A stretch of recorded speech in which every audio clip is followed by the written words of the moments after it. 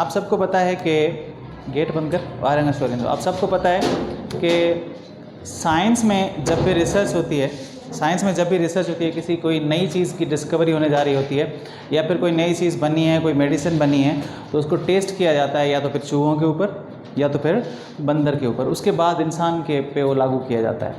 क्योंकि अगर वो चीज़ें चूहों पे कोई नेगेटिव इफ़ेक्ट डालती हैं या फिर बंदर पे कोई नेगेटिव इफ़ेक्ट पड़ता है तो फिर उसको इंसान पे उसका एक्सपेरिमेंट नहीं किया जाएगा।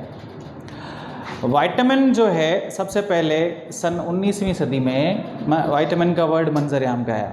विटामिन का वर्ड सबसे पहले 19वीं सदी की शुरुआत में मंजर आम पे आया। होता कुछ ये है कि एक साइंटिस्ट जो थे जिनका नाम है होपकिन, फ्रेडरिक होपकिन, एक चूहे पर रिसर्च कर रहे थे। वो चूहे को सब चीज़ें डाइट में खिला रहे थे, उसको कार्बोहाइड्रेट्स भी खिला रहे थे, उसको प्रोटीन्स भी खिला रहे थे, उसको फैट्स भी खिला रहे थे, लेकिन वो चूहा अनहेल्दी रहने लग रहा था, वो बीमार रहने लगा था। तो उसने सोचा, क्योंकि उस टाइम ये खाने के तमाम कंपोनेंट्स डिस्कवर हो चुके थे, कार्बोहाइड्रेट्स का भी पता था कि कौन से कार्बोहाइड्रेट्स हैं, लिपिड्स का भी पता था कि कौन से कंपोनेंट्स में लिपिड्स होता है, मिनरल्स का भी पता था। तो उस चूहे को सब फूड कंपोनेंट्स मिल रहे थे, जो अभी हमने पिछले टॉपिक्स में फूड कंपोनेंट्स पढ़े सभी उसको मिल रहे थे, लेकिन उसके अंदर एक चीज़ नहीं थी, उसके अंदर चीज़ नहीं थी। चूहा अनहेल्दी रहने लगा, चूहा बीमार रहने लगा। तो उसने सोचा कि ऐसा क्यों है। फिर वो क्या करता है, उस चूहे को कुछ मिल्क पिलाता है, दूध पिलाता है, तो पता चलता है, नेचुरल कंपोनेंट देता है, तो पता चलता है कि वो चूहा अचानक हेल्दी हो गया है, उसकी ग्रोथ भी नॉर्मल हो रही है, वो बीमारी उसके खिलाफ फाइट भी कर रहा है, ठीक भी हो रहा है। इस बात से वो हैरान होते हैं कि जब खाने के अंदर तमाम उसको कंपोनेंट्स मिल रहे थे, उसको वो लिपिड्स भी दे रहा था, उसको कार्बोहाइड्रेट्स भी दे रहा था, उसको तमाम फूड के कंपोनेंट वो दे रहा था, लेकिन एक चीज़ उसके अंदर जो मिसिंग थी, वो बाद में उस मिसिंग चीज़ को नाम देते हैं एक्सेसरी फैक्टर का। वो कहते हैं कि इन तमाम फूड कंपोनेंट्स के अलावा जो उस वक्त उस चूहे को दिए जा रहे थे, उन तमाम कंपोनेंट्स के अलावा कोई ऐसा कंपोनेंट है, कोई ऐसा फैक्टर है जो भी लाइफ के लिए फूड ज़रूरी है, जो भी लाइफ में फूड के अंदर होना चाहिए, उस कंपोनेंट को आर्जी तौर पे वो नाम देते हैं एक्सेसरी फैक्टर का। वो कहते हैं कि इस नेचुरल फूड के अंदर कोई ऐसा एक्सेसरी फैक्टर है जो जानदारों को बीमारियों से लड़ने में, अच्छी हेल्थ बनाने में हेल्प करता है, बीमारियों से लड़ने में, हेल्थ बनाने में हेल्प करता है। ये वाक़या हुआ था सन 1902 या 1903 में। उसके बाद एक साइंटिस्ट आते हैं कैसमेर फंक, कैसमेर फंक, ये इंग्लिश साइंटिस्ट थे। ये देखते हैं कि कुछ पिजन ऐसे हैं, कुछ परिंदे ऐसे हैं जिनको वो प्रोसेस्ड फूड खिला रहे हैं। प्रोसेस्ड फूड का मतलब है कि चावल के दाने का ऊपर का वाला छिलका हटा के वो खिला रहे हैं उसको।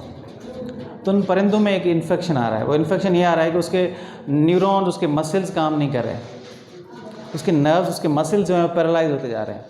उस बीमारी को नाम देते हैं बेरी का। यानी बेरी वो इन्फेक्शन है जिसके अंदर किसी ऑर्गेनिज्म की बॉडी के अंदर उसके मसल जो है पैरालाइज हो जाएंगे, सुन्न हो जाएंगे, उसकी गर्दन काम नहीं करेगी, उसके मसल्स प्रॉपर्ली वर्क नहीं करेंगे।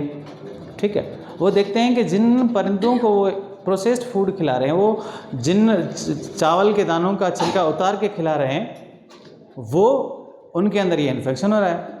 फिर वो दूसरे परिंदों को वो छिलके वाला जो चावल खिलाते हैं तो देखते हैं कि उनके मसल तकरीबन ठीक हो रहे हैं। फिर वो क्या करते हैं, उस छिलके के ऊपर रिसर्च करते हैं, उसके अंदर केमिकल्स के एनालाइज करते हैं और एक चीज़ नई एक्सट्रैक्ट करते हैं। वो कहते हैं कि इस छिलके के अंदर कोई अमाइन मौजूद है। क्या मौजूद है? छिलके के अंदर कोई अमाइन मौजूद है, अमाइनो एसिड यानी अमाइन NH2 मौजूद है। NH2 का कोई कंपाउंड मौजूद है जो कि छिलके के अंदर मौजूद है, और ये इस परिंदे को इस बीमारी से बचा रहा था या बचाएगा या बचा रहा था। अगर ये मौजूद है, अगर ये मिलता है इस परिंदों को, तो वो परिंदे ठीक हो रहे हैं। यानी ये बेरी जो है सिर्फ परिंदों में नहीं हो रहा था, उस वक्त इंसानों में भी हो रहा था। कुछ इंसान अगर उनको प्रोसेस्ड फूड खिलाते हैं तो ऐसा आज भी होता है। कैसमेर फंक ये डिस्कवर करते हैं कि इस हस्क के अंदर कोई अमाइन मौजूद है, कोई ऐसा कंपाउंड मौजूद है जिसको नाम देते हैं अमाइन का। वो कहते हैं कि ये कोई वाइटल अमाइन है। क्या है? तो वाइटल अमाइन को मिक्स करके वो एक वर्ड मुतारफ़ करवाते हैं जिसे कहते हैं विटामिन। बाद में जब रिसर्च होती है तो पता चलता है कि बहुत सारे और भी प्रोटीन, बाद में बहुत सारे विटामिन और डिस्कवर हुए। और वाइटामिन डिस्कवर होते गए, तो पता चलता कि सारे वाइटामिन के अंदर तो अमाइन है नहीं।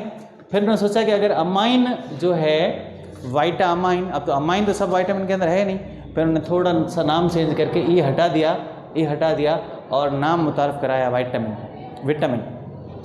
यानी विटामिन वो कंपोनेंट हैं, वो ऑर्गेनिक मॉलिक्यूल हैं। विटामिन क्या हैं? वो ऑर्गेनिक मॉलिक्यूल हैं जो हमारी बॉडी के अंदर जाकर हमें बीमारियों से लड़ने में मदद करते हैं, हमें बीमारियों से बचाते हैं और हमारी बॉडी के अंदर तमाम केमिकल रिएक्शंस को प्रोसेस करवाते हैं। क्लियर? अब वाइटामिन दो तरह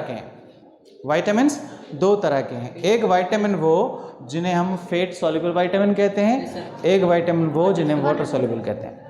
अच्छा, फैट सॉल्युबल वाइटामिन जो हैं, वे फैट सॉल्युबल विटामिन जो है हमारी बॉडी के अंदर ज़्यादा देर तक रह सकते हैं। आपकी बुक में लिखा हुआ है कि they can be stored in the body for the longer period, because ये फैट हैं और सेल के अंदर इस फैट के जो लेयर बने हैं उनके अंदर स्टोर हुए होते हैं।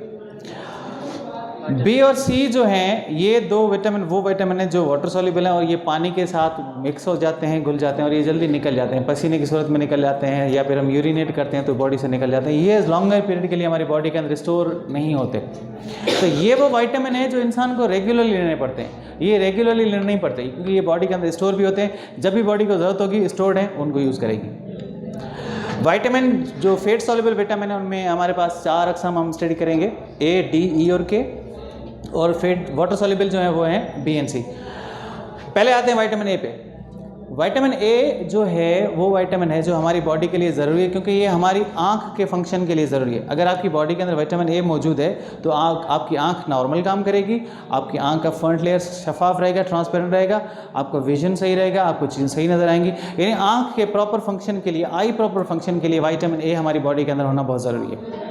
अगर विटामिन ए नहीं होगा हमारी बॉडी के अंदर तो हमारी जो है हमारा विजन, हमारी आईसाइट उस पर इफेक्ट होगा और हमारी स्किन जो है रफ हो जाएगी और हमें रेस्पिरेटरी इन्फेक्शन भी हो सकते हैं। अब विटामिन ए कहाँ से मिलेगा? ये ज़्यादा फ़िश के लिवर ऑयल में मिलता है, फ़िश के मीट में मिलता है और ग्रीन वेजिटेबल्स में हमें विटामिन ए मिलता है। इसीलिए कहते हैं कि अगर आपकी नज़र कमज़ोर हो गई है या नज़र कमज़ोर होने लगी है तो आप फ़िश खाएँ, फ़िश का मीट खाएं या ग्रीन लीफी वेजिटेबल्स जो भी हैं, डार्क ग्रीन लीफी वेजिटेबल्स हैं वो लें ताकि आपकी बॉडी के अंदर विटामिन ए आए।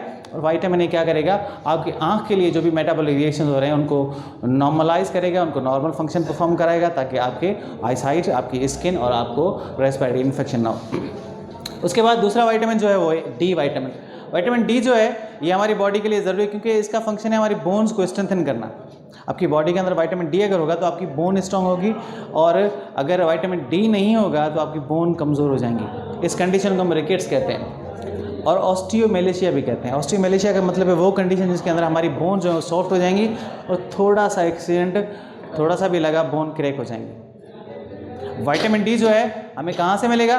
विटामिन डी नेचुरली हमारी स्किन जो है धूप में खड़े होने से बनाती है। इसीलिए अंग्रेज़ जो है वो जब थोड़ी सी धूप आती है तो ऐसे आ जाते हैं धूप में खड़े। आपने देखा होगा कि जो है वेस्टर्न कंट्रीज़ के अंदर चलो किलिंग वैसे ऐसा होता है ना। आपने देखा होगा कि जब सूरज की धूप निकलती है वो सिर्फ चड्डी पहन के आ जाते हैं बाहर, तुतली निकाल के, है ना। और अच्छा वहाँ पे कोई नोट भी नहीं करते। अगर यहाँ पे अगर ऐसा हो कि हम जो है वो सिर्फ चड्डी पहन के बाहर निकल रहे हैं तो लोग क्या कहेंगे? हाँ, पागल कहेंगे। लेकिन क्योंकि हमारे पास धूप ऑलरेडी बहुत है, ये चीज़ों की ज़रूरत नहीं है। विटामिन डी जो है थोड़ी सी नॉर्मल लाइट जब होती है सुबह सवेर जब लाइट, तब विटामिन डी हमारी स्किन नॉर्मल बनाएगी। ऐसा नहीं है सारा दिन आप धूप में खड़े रहें, ये नुकसानदेह होता है। तो विटामिन डी जो है, इसके अलावा विटामिन डी हमारी किडनी भी बनाती है। ठीक है, विटामिन डी हमारी किडनी का फंक्शन ये भी है कि विटामिन डी वो बनाएगी ताकि हमें बोन्स का प्रॉब्लम ना हो। इसके अलावा जो है विटामिन डी ड्राई फ्रूट्स में भी होता है। विटामिन डी जो है वो ग्रीन वेजिटेबल्स में भी होता है। विटामिन डी मीट में भी होता है। विटामिन ई पे, विटामिन ई जो है हमारे डिफेंस सिस्टम के लिए ज़रूरी है। विटामिन ई जितना होगा वो जितना हमारी बॉडी के अंदर आएगा तो विटामिन ई हमारी इम्यूनिटी को बूस्ट करेगा, हमारे अंदर बीमारियों से लड़ने की ताकत पैदा करेगा। तो विटामिन ई हमारी बॉडी के अंदर जाकर बीमारियों से लड़ने में ताकत देता है। ठीक है। अच्छा, विटामिन के जो है वो ब्लड क्लॉटिंग फैक्टर है, क्लॉटिंग फैक्टर है। ब्लड एक इंसान के अंदर सिर्फ 5 लीटर होता है और ये बहुत कीमती लिक्विड है, वेरी प्रेशियस ऐसे कह सकते हैं आप, इंपॉर्टेंट लिक्विड है। क्योंकि ब्लड जो हमारी बॉडी के अंदर क्या करता है? गैसेस ट्रांसपोर्ट करता है, फूड ट्रांसपोर्ट करता है, तमाम चीज़ें ट्रांसपोर्ट का फंक्शन जो ब्लड परफॉर्म करता है। ब्लड कम हो गया तो ये चीज़ें हमारी बॉडी के अंदर नहीं होंगी।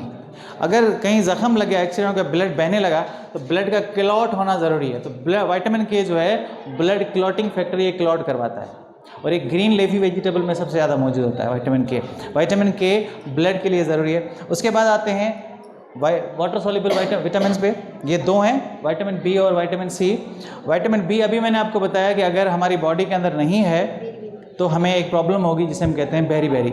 इसके अंदर हमारे मसल्स काम नहीं करेंगे, पैरालाइज हो सकते हैं, हमारे नर्व्स काम नहीं करेंगे। अगर न्यूरॉन्स काम नहीं करेंगी तो मैसेजेस ट्रांसपोर्ट नहीं होंगे। नतीजे में क्या होगा, हमारी बॉडी कमज़ोर पड़ जाएगी, हम पैरालाइज हो सकते हैं। ठीक है, ये सबसे ज़्यादा एग में पाए जाते हैं, ड्राई फ्रूट्स और नट्स में पाए जाते हैं। विटामिन सी, इसे हम एस्कॉर्बिक एसिड भी कहते हैं। विटामिन सी जो है ये ज़रूरी है हमारी स्किन के लिए, मसूड़ों के लिए, गम्स के लिए। अगर विटामिन सी आपकी बॉडी के अंदर नहीं है तो आपके मसूड़े कमज़ोर हो जाएंगे, आपकी स्किन का ड्राई हो जाएगी। और ये तमाम खट्टे फ्रूट्स में मौजूद होता है, जैसे लेमन, ऑरेंजेस के अंदर ये विटामिन सी मौजूद होता है। ठीक है, क्लियर है? और कुछ रहता है इसमें? अच्छा, इसके अलावा ये भी लिखा है कि ये जो है मसल फटीग करवाता है। क्या होगा अगर विटामिन बी का फंक्शन एक और ये भी है, ये कि तमाम एनर्जी को सर्कुलेट करवाता है हमारी बॉडी के अंदर। जहाँ कहीं पे भी एनर्जी की नीड है, एनर्जी ट्रांसपोर्ट, एटीपी ट्रांसपोर्ट करके पहुँचाएगा। ठीक है, अगर एटीपी बॉडी के अंदर प्रॉपर्ली डिस्ट्रीब्यूट नहीं हो रही तो क्या होगा, बॉडी के तमाम ऑर्गन्स को एनर्जी पहुँचेगी नहीं, तो कुछ ऑर्गन हो सकता है काम सही ना करें, प्रॉपर ना करें। यानी विटामिन बी का बहुत बड़ा रोल है हमारी बॉडी के अंदर। ये बी के जो विटामिन हैं ये हमारी बॉडी के अंदर एनर्जी को ट्रांसपोर्ट करते हैं। किसी एक हिस्से को एनर्जी नहीं मिल रही वो काम नहीं करेगा, किसी एक ऑर्गन को एनर्जी ट्रांसपोर्ट नहीं हो रही वो काम नहीं करेगा। यानी आप जो हैं वो बीमार, जाहिर सी बात है, फिर क्या होगा, बॉडी इम्बैलेंस हो जाएगा। अगर बॉडी एक ऑर्गन इम्बैलेंस होगी तो जाहिर हम सारे हमारे बॉडी के अंदर ऑर्गन्स जो इंटरकनेक्टेड हैं वो सही काम नहीं करेंगे। क्लियर है? टॉपिक क्लियर है? विटामिन क्लियर है? इसमें से कोई सवाल हो तो पूछ लो बच्चों। Sir fatigue means